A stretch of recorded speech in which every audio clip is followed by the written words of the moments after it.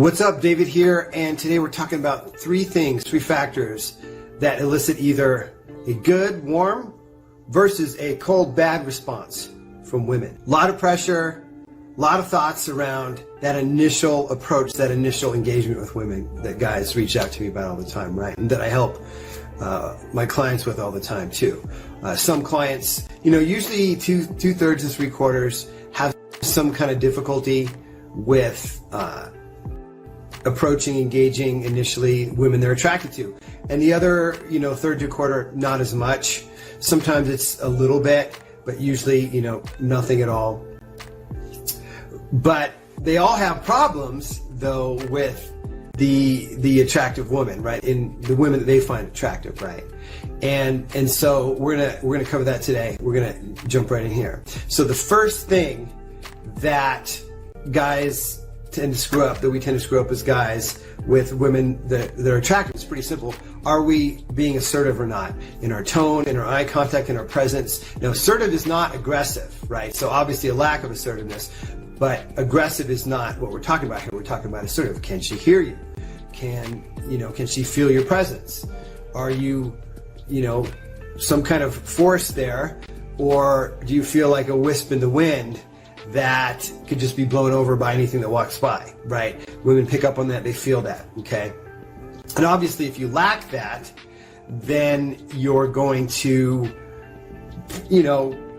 not get much of a response, get a friendly friend zone type of response, but really no interest from the get-go. That can happen, right? That could also happen across the room, and when you're being social with other people, and maybe not even being social with other people, but when you're just walking through your life, right? And that's how when women notice us, and a lot of times guys will get in their head as soon as they see that attractive women and change their vibe, and the whole thing falls apart, right? So the first thing is, are you being assertive or not in your presence? Okay, does that make sense? And so the second thing is having too uptight of a vibe, not relaxed enough of a vibe. See this all the time with and with guys who even are really good action takers that are clients of mine. They're really good action takers. They're doing steps. They're following the coaching, the tweaks we're making for them. But sometimes they can get to a point where they might reach a bit of a ceiling, or they just are having a hard time breaking through because they're really clenched in their vibe. They're trying too hard. They're uptight. They might even be assertive, right? But then this is a more refined layer of vibe where they're too uptight, and they might have some anger, some resentment towards women, because of past hurts and issues like a lot of us have experienced, but they're holding on to that. Okay, and that can really affect it too. And see, if we're talking about a good, warm response, one that makes her light up, where she's both attracted and comfortable, we have to have a vibe that is relaxing to be around. And it's really interesting because you would think if I have a relaxing vibe, I've got to be like, I've got to be really chilled. No, you don't. Relaxation isn't about energy level, right? It's not about energy level. It's sort of like the top performing athlete, right? That needs to run fast, but they're relaxed in their body. And because they're relaxed, they can actually go faster, right? Like say track and field, right? 100-meter dash, whatever, right? Because they're relaxed. And the one who's pushing it too hard and they got a lot of energy, right? And you can be lower energy and relaxed too. Obviously you need a certain amount of energy to be heard and to make an impression, right? We're not talking about laying on the couch relaxed here. You know what I'm talking about, okay? And a lot of times just that can be a real issue for guys, or just they're getting uptight. Oh my gosh, a hot woman pedestal, oh shit, she's so different, blah, blah, blah, right? All that kind of stuff, right? So that's the second thing. So we got to work towards having that relaxed vibe along with, we're still assertive like we talked about in the first point. And then the third thing is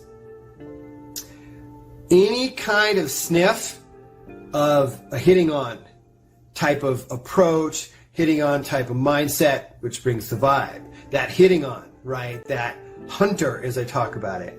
I'm not saying it'll never work, okay? But it doesn't work nearly as well as coming in as when I talk about the king a lot, but coming in with relaxed vibe, coming in assertive, and holding court, so to speak. But here's the thing, too. It's like the combination of these three things really need to be in place, right? These are three real primary things. And I spoke to a guy the other week who I know is assertive and he holds court, okay? But on the second point I just talked about, he's uptight and I can hear it. And he's also got a big ego. Like, he's not really open to feedback. He wasn't really open to my perspective because he's good with people and all this stuff, but he's also very uptight and like way too protective as well. Of like women that are around him, and if other guys come around, he's open to a degree, but he's not open enough. And it really hurts him. It allows him to get like, you know, pretty cute women, but he can't get more attractive women or higher quality women. And attractiveness is not just the outer, because he's got this uptight thing going on, and he does have some uptightness and some, you know, beliefs and stuff he had around, you know, the much higher quality women. But it all goes back to that, you know, differentiation of hot women pedestalizing than uptightness. Okay. Now, just going back to the second point there, because I want to show you how all three of these things go together, right?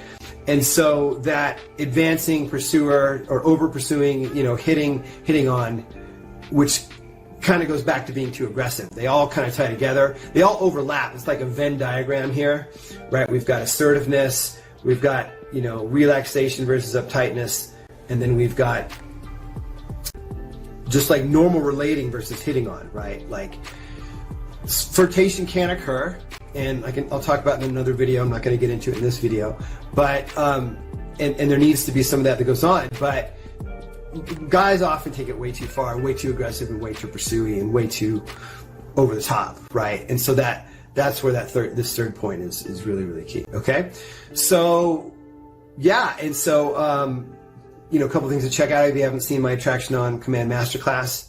You can go to coreconfidence.com/class, or even just, I think, right to coreconfidence.com. There's multiple ways to get to it. Got a cool quiz there. If you're professionally successful, things are going pretty well in other areas of life too, but not in your love life, we can always hop on a call. You can always reach out for that in the comments, or go to coreconfidence.com/talk, TALK. Lots of resources, lots of good stuff.